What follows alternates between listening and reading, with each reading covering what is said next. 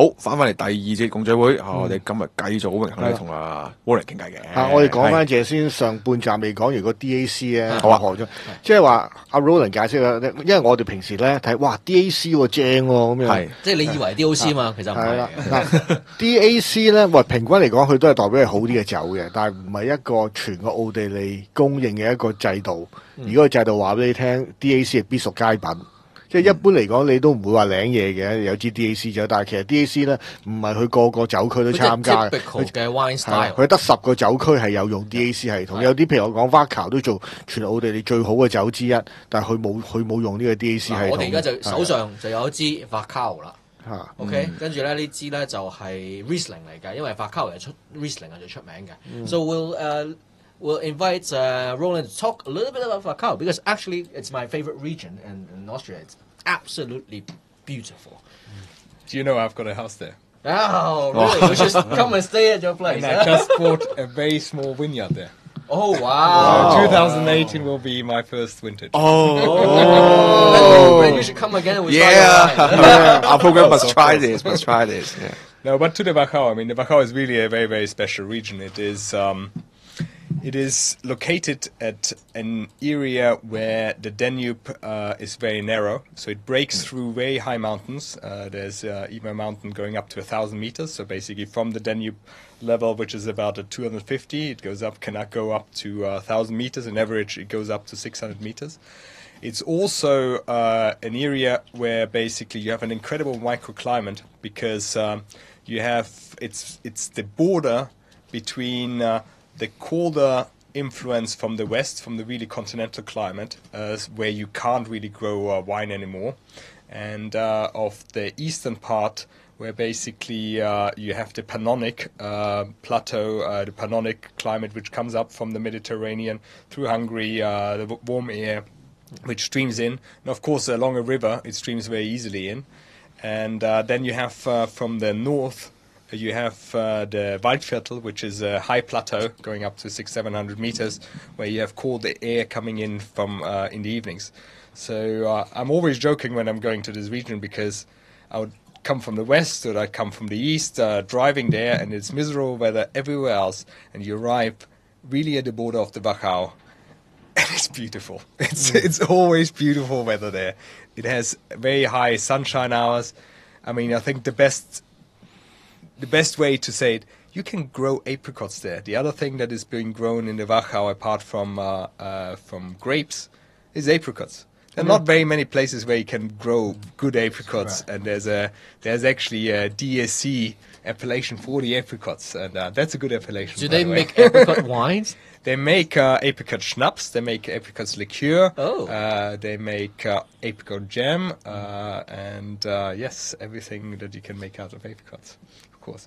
Right. And can you tell us a little bit about the classification system of Wachau? Classification, it's always a little bit yes. confusing. So the Wachau was very, very lucky. The Wachau people, they're a bit sort of remote from everybody else. They think they're something special, and they are. You know, it's a World Heritage Site. It has a very, very long culture and history. It was a monastic place on both sides. You have huge abbeys. I went to Melk and Stift Göttweig on the other side.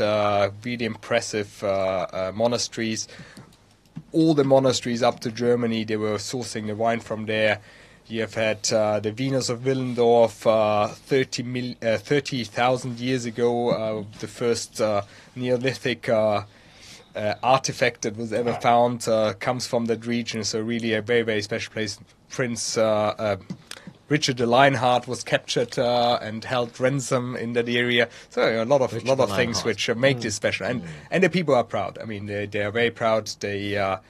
They know their history, they know their culture, they are very down to earth, and they do things differently. So in the 80s, early 80s, I think it was 83, they came up with their own classification, where everybody else was basically at this, especially in the 60s and 70s, about doing high-yielding stuff, and there was still a lot about sweet wines and off-dry wines. They said we're going to do things differently. First of all, we do wines dry.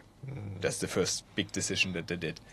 Second decision, the wines have to be made in this area and can only be produced in this area. So everywhere else, of course, people were bringing in wines from left and right and doing whatever they wanted to do.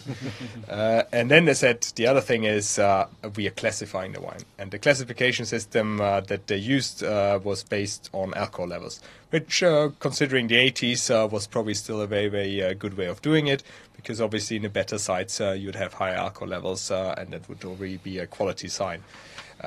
They also, and this is another thing, they always had a lot of different single vineyards in this region, and there were always classifications, so they put it on the label. And the Wachau, in terms of geological variety and in terms of single vineyards, expositions, is as rich, if not richer, as Burgundy. It's not as exploited in that respect, but it has an incredible variety of expositions. You have these beautiful terraced vineyards, which have been worked into the mountains over hundreds of years, and they are still being maintained by dry walls. And the wines show that. They really show terroir. And both the Riesling, the Grüner Veltliner and the Riesling can express the terroir, even other varieties. There's always still this Wachau character. Yeah, you have always stone fruit. You always have apricot. Maybe the apricot trees bring it over, but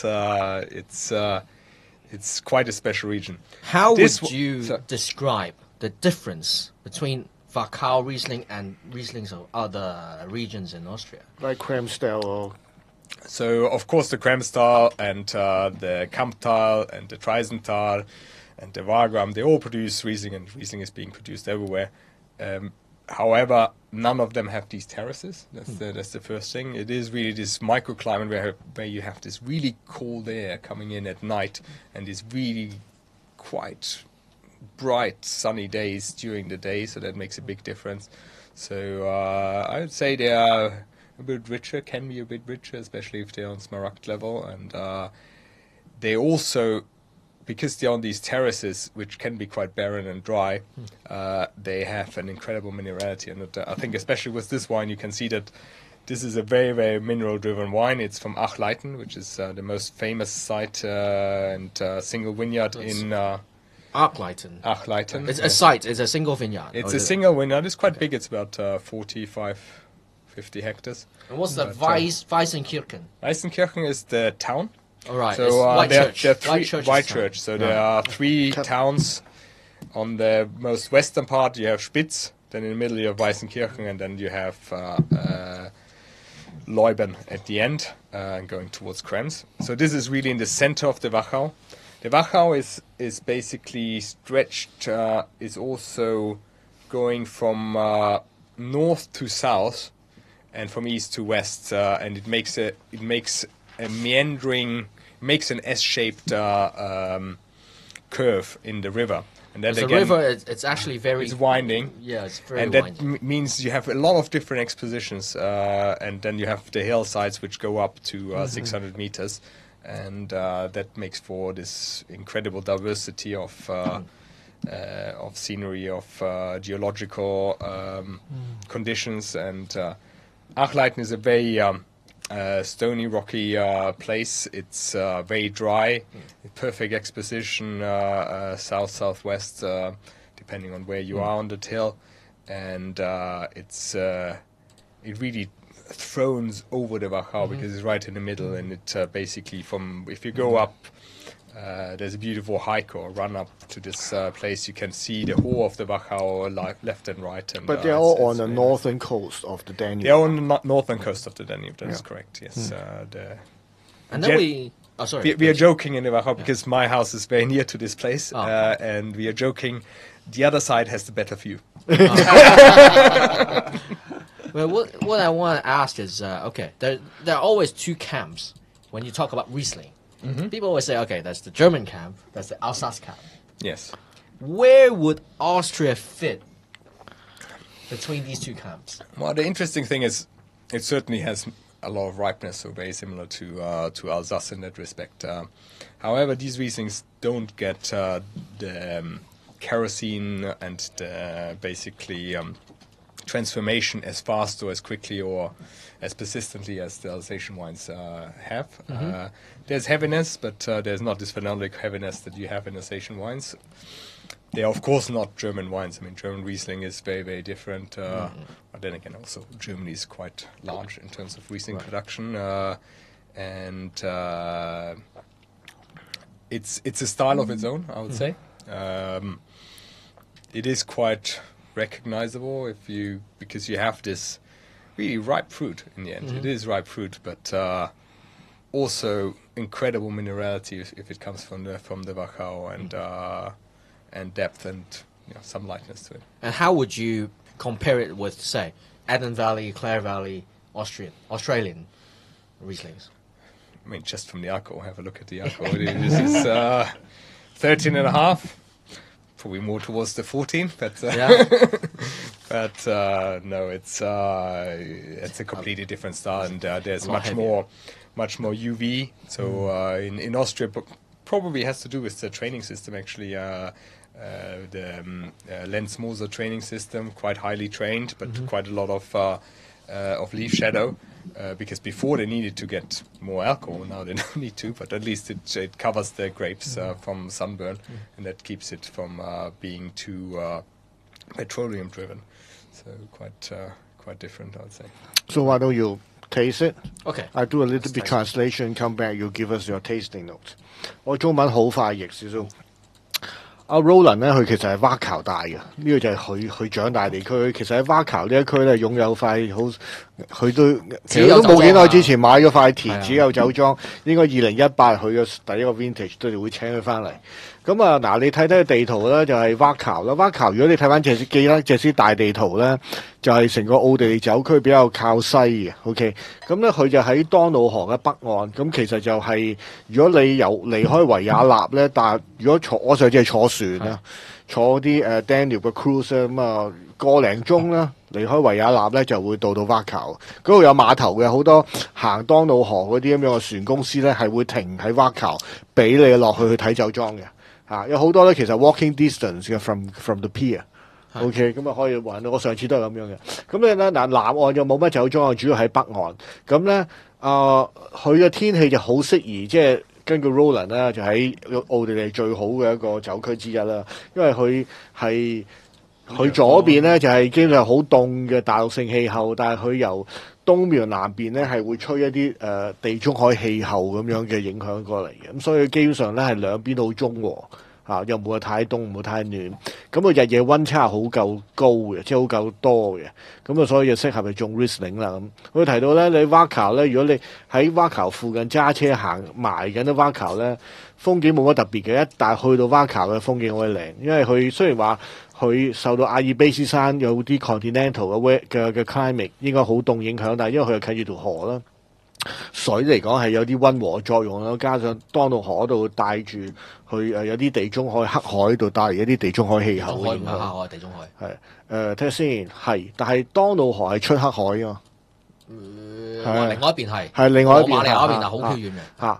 OK， 但係咪即係講氣候嘅特質係有地中海氣候特質啦咁樣，咁所以就係好適宜種葡萄。咁同埋另外咧，佢係比較似 Burgundy 嘅，佢可以學到點解咧？佢由當努河邊大約係200幾海拔，一直去到最高度咧可以成1000海拔，平均咧佢啲田係600公尺海拔嘅，咁就分佈喺唔同嘅高度。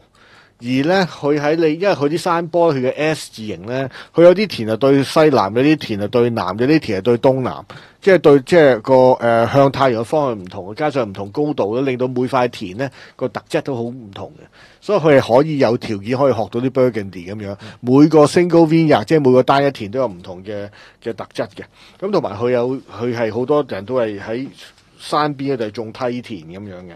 咁就所以氣候適宜啦，同埋可以玩到好似 Burgundy 咁樣啦。咁就佢亦都係種乜嘢啊 ？Riesling 啦 ，Riesling apricot 同埋呢一個 apricot 係啦，杏桃。They grow GV too, right, at the Wachau? Yes, usually also in Achleiten, but usually in the lower parts of the hillsides or the lower terraces. Okay. Depends. You can also have it on the terraces, but the best sites are usually Riesling. The best sites are usually Riesling, which is crazy because in the Wachau there's about 40% of Riesling being produced, but still Riesling production is not as important. People drink still Grüner Veltliner more, but which is a pity because if you have a wine like this, you see the potential and it's and you see how. Do you have any red in the region? There is a bit. There's a bit of Zweigelt. There's a bit of some other varieties. However, red grapes sell for less than white grapes there. The locals say red wine is for girls, and basically they make a sparkling Frisante style rosé out of it. Well, they're just basically something cheerful and because there could be potential. There's actually the Domaine Wachau is also producing a Pinot. Quite a serious one, so you could potentially make good wine there. There's just not the expertise there, there's not the willingness there, and just not the culture there to do it. This is the problem. 所以佢有種紅有種白，咁但係以白為主，咁而質量嚟講最好都係 Riesling。但係佢哋啲本地人覺得紅係女人飲嘅，白係男人飲嘅。同埋佢哋平時咧，佢哋自己都係飲 GV 嘅，因為 GV 平啲嘅，因為啲 Riesling 靚啲都係賣佢維也納啊咁樣。OK， 咁所以咧就 Wachau Riesling 咪記住啦嚇。Let's talk about the wine itself, huh? Well, let me say a quick word on this winery. The Domaine Wachau is actually a cooperative, but a very, very high-quality cooperative. You have to imagine that in the Wachau, most of the vineyards are very, very small. They are 0.2, 0.3 hectares, and they've been handed down from families to families. So they basically, it's not economical to produce the wine yourself. So still something like 30-40% of the wine, of the grapes are being sold to the cooperative, and the cooperative is actually owned by the landowners, the vineyard owners. And this winery is led by a master of wine, Roman Horvath, so a very, very capable guy, and Heinz Frischengruber, who's worked in the US, a local guy, but who has an incredible international experience and who can deal with these hundreds of little growers and have them under control, because he's quite big. And this winery itself is very, very historical. It's a very old winery, of course, but also it's very important for Austria. They have an incredibly beautiful and big cellar. And Austria, after the Second World War, was occupied by the winning countries, England, France, the Allies, and Russia. And the problem was the Russians didn't want to leave. So there were peace negotiations being done in Austria, and the negotiations were being done down in the cellars of this winery because it couldn't be bugged. It's very deep down. So Molotov, the foreign secretary of Russia, and Fiegel, who was the foreign minister, he became later the chancellor of Austria, were negotiating. And it is said and highly likely that they were consuming a lot of wine. And the reason why we got a peace contract, the Germans never got one, was because the Austrian held up better than the Russian. Well, at least we like to think so. So do Austrians make vodka as well because of that? Not yet. Well, we talk about the wine itself. The wine itself, I mean, as I said, this is a very mineral-driven, a very, whoever is producing this, it will look like this. It is so site-specific. It has this flint minerality and these herbal, mountain herb notes that are... Yeah, you notice this is Achleit. And to me, I'd like to think that this wine is so much more masculine. Oh yes, absolutely. Yes, this is like Riesling for men. I wanted to ask, what is the alcohol level for this Riesling? 13.5. Oh, okay. Right. Okay. Maybe slightly higher than we normally drink in Germany. It is higher, but Also, there's quite high acidity. Yes, that, it's very strong and powerful. It keeps up very well with this, and it's not. This is not the hottest site. There are Riesling sites which can have higher alcohol levels than that. Okay. This is still. There's still always some cooling effect, and If you're a fans of a dry Riesling, you will like that. I mean, this bone dry. Yeah. But give this maybe 10 more years, and it will be amazing. But will it develop that kerosene character? Very Over little, the if at all. Depending on it will depend on the vintage, but no, not much. Okay. Yeah. We'd like to think that usually people would say, "Oh, aged Riesling will have that kerosene." The German aged Riesling, mostly. Even Alsace, right? Now, I think this now come to a lot of consumers' question.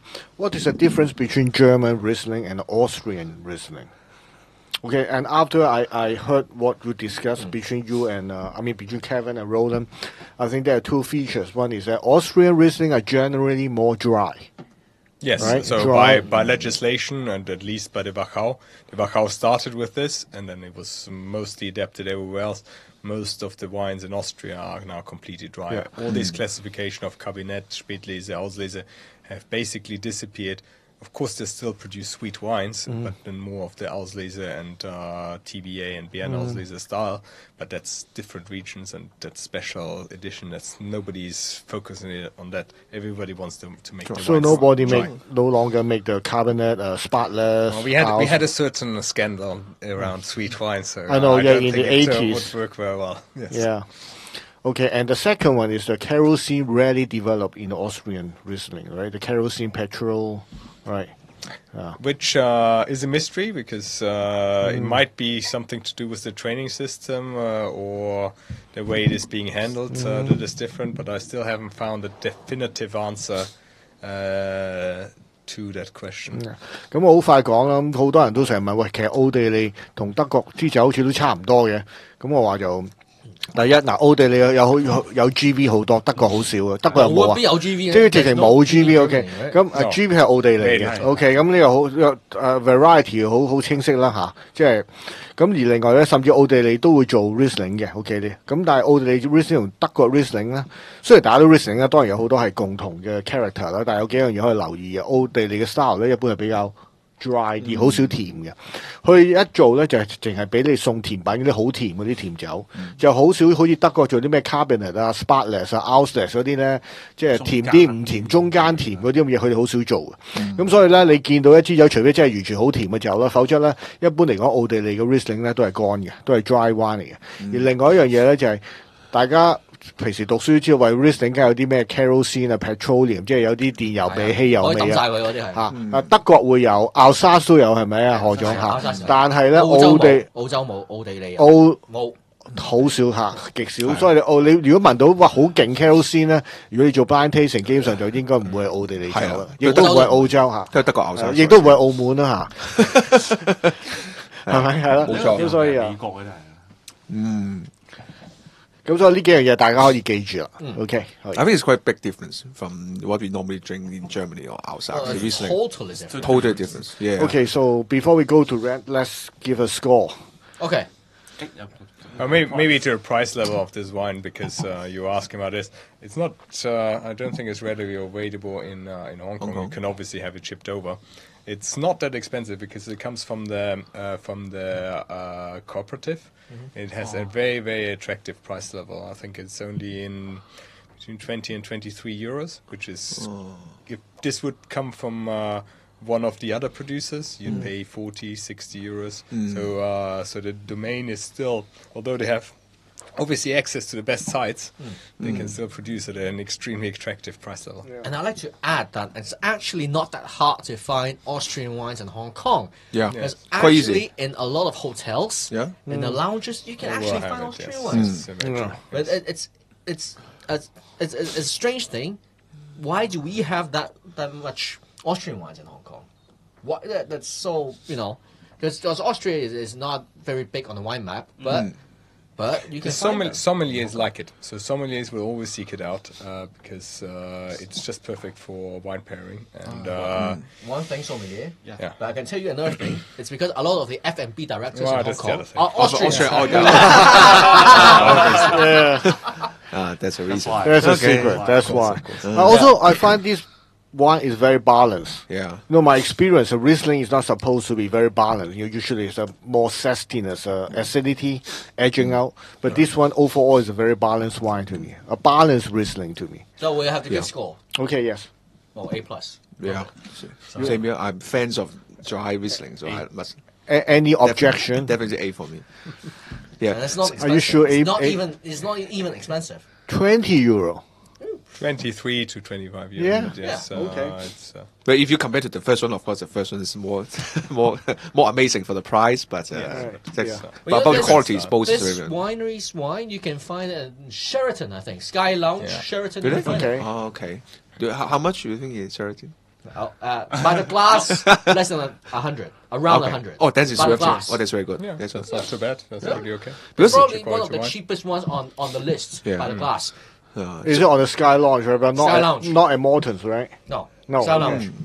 because say for German, even dry Riesling usually is floral, much about floral or honey, but this one is very fruitiness. Have say lemon, lime, and Zest. citrus. Yeah. So Oh, yeah. It has it's- fruit sweetness. This is the one big difference to. You asked me about the difference to German wines. German wines will be very lean in the middle, but here, this is completely bone dry. But you have this basically sensation of sweetness, and it's glycerol actually mostly that is in there, but also this real concentration of fruit esters probably that you have And there, also- and that really supports. So the are wine. Austrian Rieslings less floral in general than the German?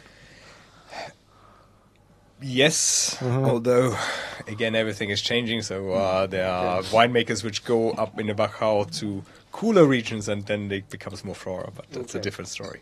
okay, that's good. Yeah. So we Let's move to red. reds. Wow. Yeah. Last but not least. We're actually So look leaving forward. Austria. Yes. We're going We are back in Liechtenstein. We have started. Liechtenstein. Yeah. because Liechtenstein. Well, this is probably one of the very few wines they actually do. Well, Well, they are coming. they're all together only something like 20 hectares in the whole of Liechtenstein. So there's not much wine being really produced there. I mean, you have to imagine it's also climatically it's quite a complicated region. I mean, there's Liechtenstein. You have the Rhone, the Rhine going through the at the border. Basically, it's the border of Liechtenstein, and on the right side you have huge mountains. You have the Alps, and they go up quite high. There's a skiing region within Liechtenstein, and considering it's only 160 square kilometers, that means it really goes very far up from the Rhine. I need your help again. Can you read the name of the winery again? Again, well, it's called Hofkellerei des Fürsten von Liechtenstein. It's the same again. finally something Kevin. However, Can't read. this one, first of all, it says Bocca, which is the single vineyard, and it says Vaduzzer Pinot Noir. Okay, so it's it's from basically Vaduz. from Vaduz. So it is really a vineyard which is on the foothill of the castle. So it goes a bit into the clay area at the bottom, but it's basically stretching nicely up the castle hill. It is the best vineyard in Liechtenstein. I think it's only half a hectare big. It's tiny. So the vineyard is called Bocca, Bocca. and Vaduz is Vaduz is Vaduz is capital. the capital name. it's one of the 11 communities in Okay. Liechtenstein. Okay. They actually have They 11. actually have 11. 11. That's huge. So actually, this wine is supposed to serve the emperor in the It past, is, right? well, it is. This is really just It's not for emperor. the. Come on, here it's just the prince. This is Prince, only. Prince. It was usually always just reserved for the princely family. I mean, they produce 2,000 bottles, less than 2,000, some depending on the year, between 1,000 and 2,000 bottles. Really, really small production, and yeah, it's. I had this wine. I was in Liechtenstein for a client meeting, something like 7 or 8 years ago, and they have a very beautiful restaurant up on the hill called Sonnenhof, and they had some old Bocker, and I was amazed. I was like, how is this possible that they actually can produce it? But then if you think about it, they are really climatically on the same level as Burgundy. Climatically, wow. There's a lot of sun coming in during the day because you have the Rhine Valley, but there's very cool air coming in at night. So it is not a bad place for growing wine, for wine which is marginal, and this is what it is. Yeah. And actually, a lot of these small countries in Europe, they make wines. Yeah. You know, I have a bottle of Luxembourg. Yes, It's a bourgeois. Yeah. Bourgeois. Yeah. Next time I bring it. Right? All right. Okay. So, Roland, you are having your vineyard now. You are going to make your own wine, so you can form your own Riesling very soon. Riesling. Oh my God. But are you going to be the winemaker yourself, or are you going to employ someone? Later on, I'd like to make my own wine, but from Hong Kong it's a bit difficult. I can supervise the winemaking process, but of course I need to still learn a lot myself. Also. So you're going to start with somebody else? Recruiting? Yes. Recruiting. Yeah. Wow. So for the winery, is this open for can tourists to Yes, visit? it's actually I think it's the first or second most visited place in Liechtenstein. Oh, so okay. the winery itself is beautiful. There are a lot of places to go in Liechtenstein, right? Yes. Well, there's a museum. But there's the post office. Post office. I'm not sure if it's the post office or the Original museum. but yes. But it's actually quite a nice place. They have a restaurant there. You can do tastings there. It's really, it's worthwhile going there if you happen to come through Liechtenstein, for sure. If you have half a day to kill. And half a day. and if you're lucky, one of the princes might be down there. You know, so really? it's a very small place. I mean, You know, in Europe, there are a lot of princes. Yeah. Right? They're everywhere. but also the Princey family is very humble and very down to earth. They basically don't have bodyguards. They just go around. When they come out to Asia, they tell nobody. They just normal people. So let's talk about the wine. Yeah. So it's a 2015? No, 12. 15. That's 2015.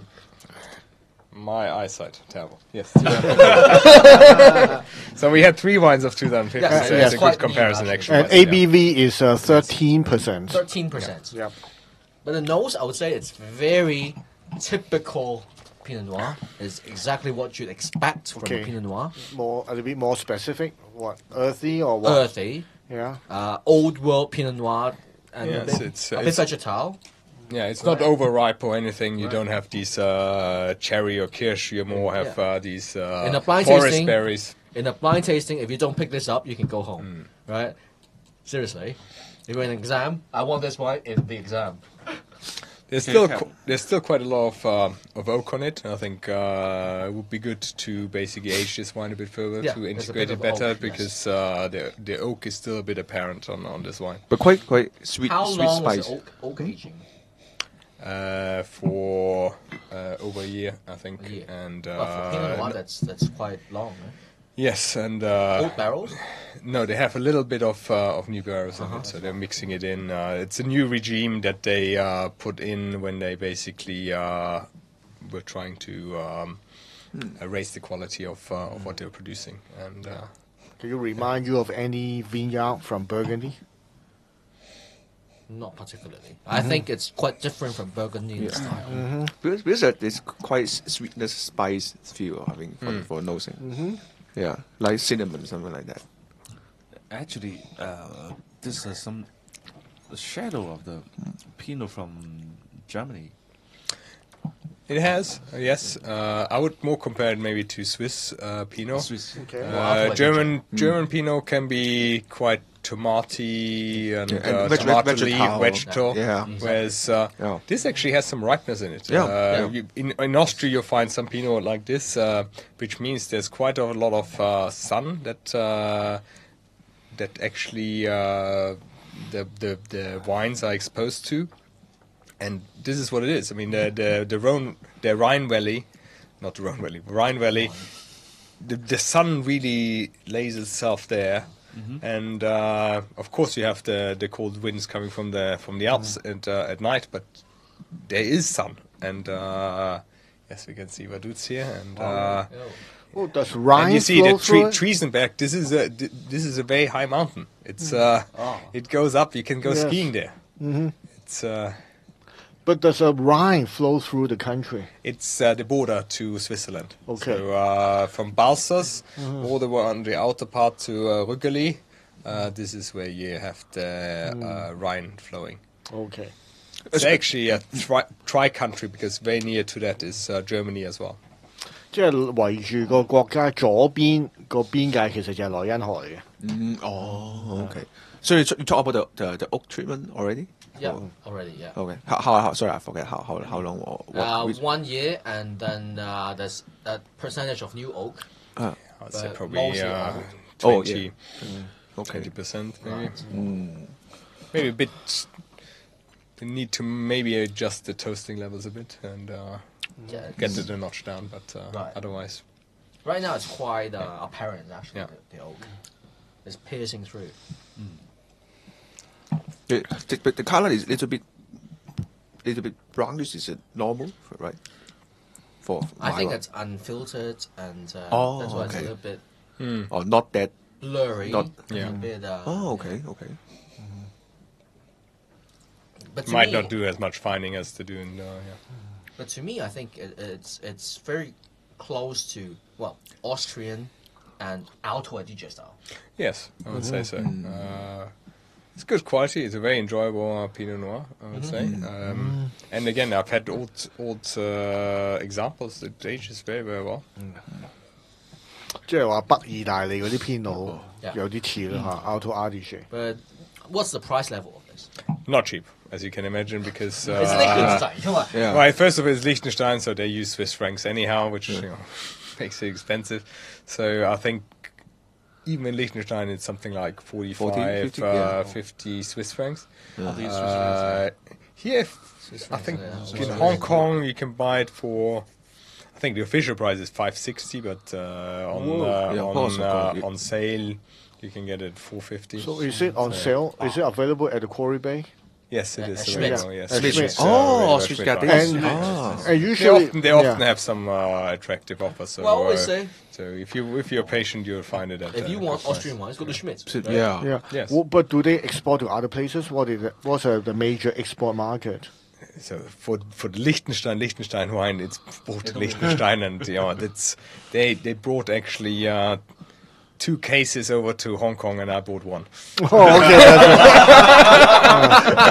But are they? Because the winemaker even told me that basically he can't find it in Liechtenstein. Wow, that's such a rare treat. Even the winemaker cannot. Treat. What about Vienna? Is it easy to find a Liechtenstein Not wine? at all. Not at even in all. Vienna. So yes, in Okay. Austria it's difficult. We have to keep this bottle. Of course, yeah. You This is have no idea where to buy this bottle. Directly from the winery. Directly Yeah, from only- They have an online shop actually, but I looked at it today, and they're sold out. Obviously. So I'll just go to Quarry Bay. Just go to Quarry Bay. But- So we are lucky here. just wondering if this wine is put in a blind tasting. Of course, people should guess it's Pinot Noir, but do you think which countries that people will feel mostly? You could think maybe I will write Alto Adige. Okay. You could think New Zealand, but not Marlborough, and not Sure, not- no, but you could Otago. Central no, Otago. no, but fullness. North Island. It could be Martinborough? Martinborough. It could be Martinborough. okay. They have wines like this. Yeah, but I think it's Waiheke. a little bit fuller body than that. A Waiheke. It's Yeah. But it's to me, I think it's like Alto Adige. Yeah, I quite think- distinguished. yeah. Well, I mean, it's not surprising. You have Alps and Yeah. They're a lot not of far. sunshine They're and a not lot of far. sunshine. So Oh, so it's quite 十分之精彩支篇我哋嘅知唔 Yeah. 知 So how about the score? Yeah. What score will you give this Pinot? Houghton, what score will you give? Well, for the Pinot, I tend to give about A to A minus. Yeah, I would say it's A to A minus because right now it's a little bit young. Yeah. And it will need more time to develop. So It's better. I think 5 years down the road, Each will be 8 to 8 minutes. yeah. Okay. So Kelvin. Yeah, it will be 8 to 8 months. Now, just still developing. It's still quite young. Still developing, right? Yeah, quite young. Yeah, I would say A minus, but I put the asterisk as still developing. Yeah, that's why I asked. It feels so young, but the color is a little bit brownish. But you answer me. It's beautiful. The nose is spectacular. I just it is We also just open it. It will open up even more. So. the spices are very amazing for Pinot Noir. Well, But the price is if it's fit for the Princey family, it should be. But the price is a bit steep. It's a bit steep, but that's the pure scarcity, and it's an exception in this. Great. I mean, this is the only night where we have all 3 straight age wines. Yes, because the wines are Yeah. they're all cracking wines. I love them all. Yeah. Well, thank you. Well, thank you very much, Roland. Yeah, thank you, Roland. Thank you, Roland. And I mean, that's such a rare treat. I mean, So we should now pay more attention to Austrian wine. of course. And also, Roland also give one more wine for us as a gift. Still left in the fridge. We can talk about that, in future or in near future. Yeah. Thank you so Well, much. thanks for having Yeah. me, and Thank you so much for coming. glad to show Austrian and Liechtenstein wines. Oh, one very thing we loud. didn't talk about that we want you to talk about. That's Hong Kong Wine Society. Oh, Hong Kong Wine Society. Oh, Hong Kong yes. Wine Society. Well, the Hong Kong Wine Society is actually quite a special society. We are the oldest Asian wine tasting society. Houghton, by the way, is a member, and Heaven is a potential member of the society. What we do is we taste wines blind. We meet about once a week. We have a big wine tasting of 12 wines, usually blind. Everything could be a vertical, could be a horizontal, could be a special region. It depends on the people who organize it. Some very, very rare wines, some new and upcoming regions and wines. The big difference, I think, that we do is we are ranking the wines.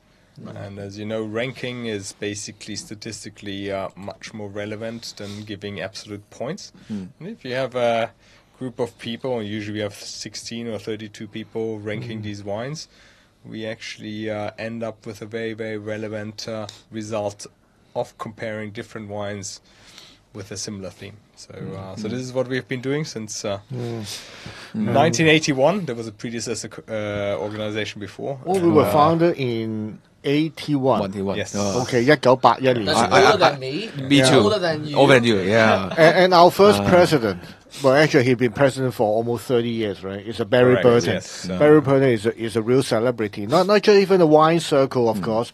Even worldwide, he's a known figure. And in Hong Kong, he is a celebrity. Yes. He's dearly missed, and yes, he made the wine society what it is, and also he made Hong Kong famous You can in the wine world. You can see some more details. I find the website that HongKongWineSociety.com. Yeah. Okay. I just see a familiar name in the committee members. You can see all our Sarah tastings, and you can, yes, of course, yes. Sarah We have two masters of wine now, Sarah Heller and Jeannie Cho Lee, master of wine. Also and the member? we have a potential member, Deborah Myberg, master of wine. She just a potential member. Seriously. Okay. Well, but she is too busy. Of course. We highly value the attendance, the frequent Yeah, attendance. she has a big company, Both Jeannie and Sarah Sarah. will say that they some part of their training and definitely their passion for wine has come through the wine society. So that is Oh, that's good. That's good. nice thing. 好，咁啊，今晚相當之精彩啦！我哋即係有試咗好特別嘅列支敦士登嘅酒，史上一次係啊，我哋已經節目第一次啦。我諗香港都第一次咯。香港第一次啦有記得嗰陣做過力支敦士登嘅酒啊，大佬。係啦，咁啊講一次Roland 亦都有好多多重身份啦，其中一個就係 Hong Kong Wine Society 一個相當之歷史悠久啦。我同 Kevin 好成樓時我哋都未出世啦嘅一個香港品酒會啦。咁啊，我哋即係好希望將來有機會，尤其是 Roland 佢嘅酒面世咧，我哋可以再機會可以訪問到佢啦。好啊 We hope we can interview you very soon for let's say Anytime. for your wine. For your wine. Empire wine. Thank Yeah. you. And much, Of course. and much more Thank you. stories about Austrian wine. Yeah. Sure. Yeah. Okay, thanks a lot. Thanks Thank you. so much. Thank you. Thanks. Bye bye. Cheers. Okay, thank you. Oh, thank you very much.